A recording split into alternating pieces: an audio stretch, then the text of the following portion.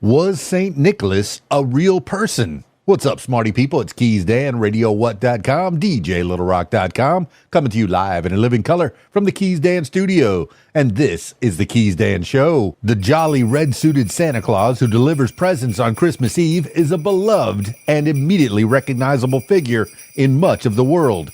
He is very much a magical, whimsical character, but his origin story has its roots in a real historical person, St. Nicholas of Myra. We know very little of St. Nicholas's life, but historical evidence does confirm that he was a living, breathing man who lived in the 3rd and 4th century CE. While many of the recorded details about St. Nicholas are quite likely embellished, falling more into the realm of myth than reality, most suggest he lived a life of generosity and service to others. His acts not only helped lay the foundation for the modern Christmas tradition, but also paved the way for the now iconic figure of Santa Claus, sometimes known as Saint Nick, the historical Nicholas. Very little is known about the real-life Nicholas. It's believed he was born sometime around 280 CE in the Lycian seaport of Patara near Myra in modern-day Turkey, which at the time was part of the Roman Empire. It is often said he was born to wealthy Christian parents, and following Jesus' teachings, he used his entire inheritance to help the needy and sick.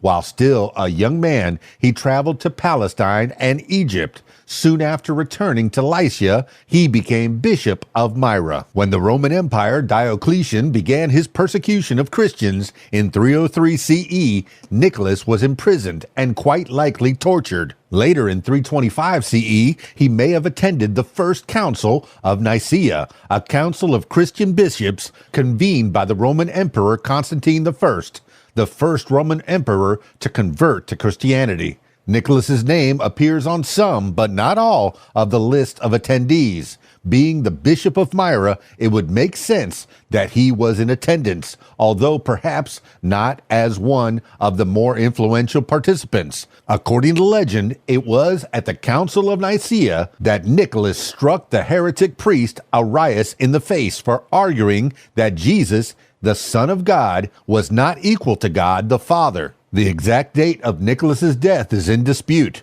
but it is traditionally considered to be December 6th, 343 CE. If correct, St. Nicholas would have been in his 60s or possibly his 70s when he died, a ripe old age at that time. Legends of generosity and gift-giving. Within a century of his death, a cult sprung up around the much-admired Nicholas, and he became venerated as a saint, although the Catholic Church did not begin formally canonizing saints until the 10th century. Before long, St. Nicholas became the center of a series of folk legends. One legend tells how he stopped a violent storm to save the crew of an otherwise doomed ship, for which he became the patron saint of sailors. And another tells how he resurrected 3 children who had been murdered by a butcher, cementing his status as the patron saint of children. Perhaps the most famous tale involves a poor man with 3 daughters. The man could not afford to offer a dowry for his daughters to marry any prospective husbands, a situation that could have forced the young women into lives of slavery or prostitution. According to the legend, Nicholas learned of the family's plight and decided to help. Late one night, he tossed a bag of gold through their window, providing a dowry for the eldest daughter. Another night, he did the same for the second daughter. When he came to deliver gold for the 3rd daughter, the father was watching. He caught Nicholas in the act and expressed his deep gratitude. Nicholas insisted the man tell no one, saying, "You must thank God alone for providing these gifts in answer to your prayers for deliverance."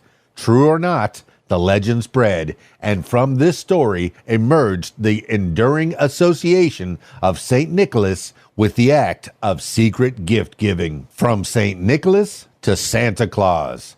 In the first half of the 9th century, a Byzantine monk known as Michael the Archimandrite wrote the first complete Hagiography of St. Nicholas. Many other, less comprehensive works had been written about him previously, and it is believed that the author drew on these heavily.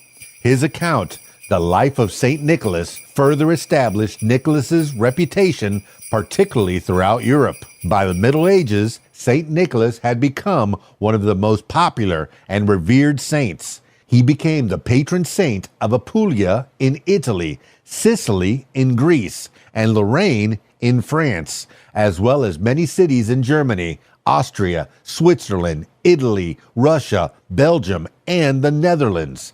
Thousands of churches were named for him, including 34 in Rome and more than 400 in England. It was during this period that Nicholas's feast day, December 6th, became a traditional day for giving gifts. Particularly in European countries, children would customarily leave shoes, stockings, or boots outside their doors on St. Nicholas Eve, December 5th, and find them filled with treats the next morning. St. Nicholas Day is still recognized in many countries today, but it is now far overshadowed by Christmas Day. As European immigrants came to America, different cultural traditions around St. Nicholas began to merge, including the celebration dates, with December 6th being merged into traditional festivities held on December 25th.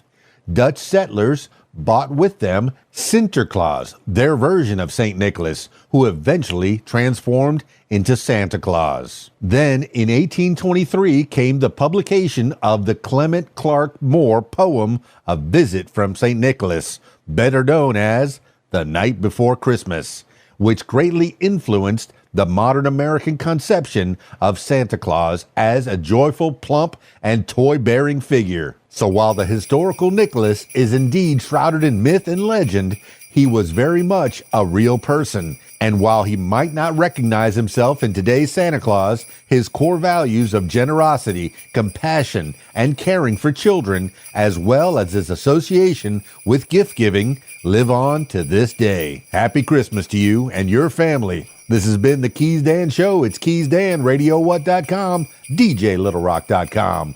Peace. I'm out of here.